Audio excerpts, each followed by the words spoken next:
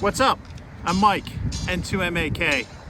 Contests can get a bad rap in POTA, especially with those who tend to operate primarily on 20 and 40 meters. But what if I told you contests could be the key to getting some of POTA's most challenging awards? It's time we have a talk about getting high.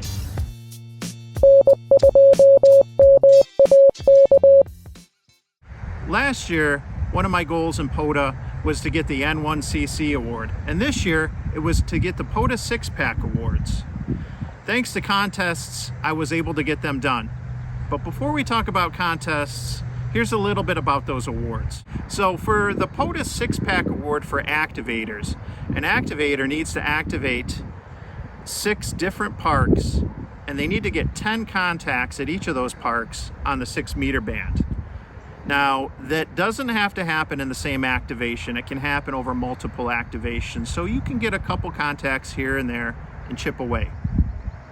It's a little bit different for hunters, though. Hunters simply need to hunt 6 different parks on 6 meters.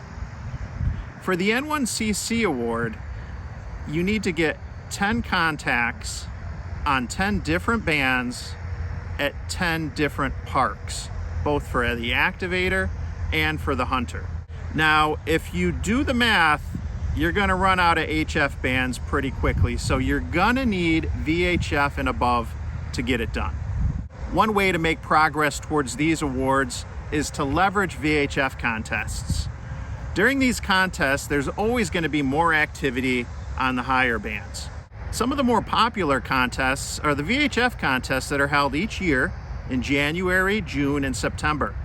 These are a great opportunity to get on 6 meters and above and make contacts, whether it's just as simple as 6-meter FT8 and perhaps calling CQ on 146.52. I made a point the last couple years to get out during these VHF contests and try to activate on the high bands for POTA and even SOTA sometimes, where the elevation is definitely an added bonus for line of sight propagation. I've gone to different parks and different summits each time, and all the contacts that I've achieved during these activations has helped me make progress towards getting the N1CC and the 6-pack awards. You don't need much either. I started off using speaker wire dipoles that I made with a BNC binding post for 6 meters and 2 meters.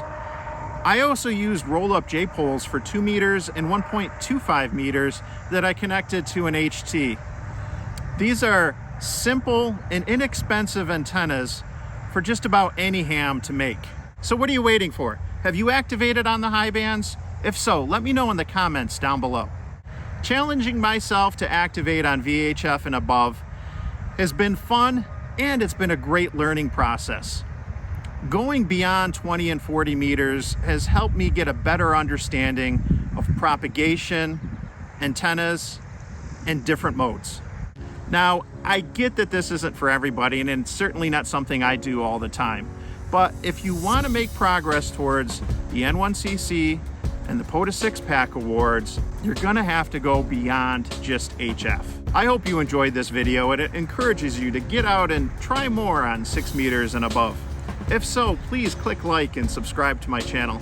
And if you're really interested in this kind of thing, I'll leave a link to a playlist I have on my VHF videos. Thanks for taking the time to watch. I'm Mike, N2MAK, 7-3.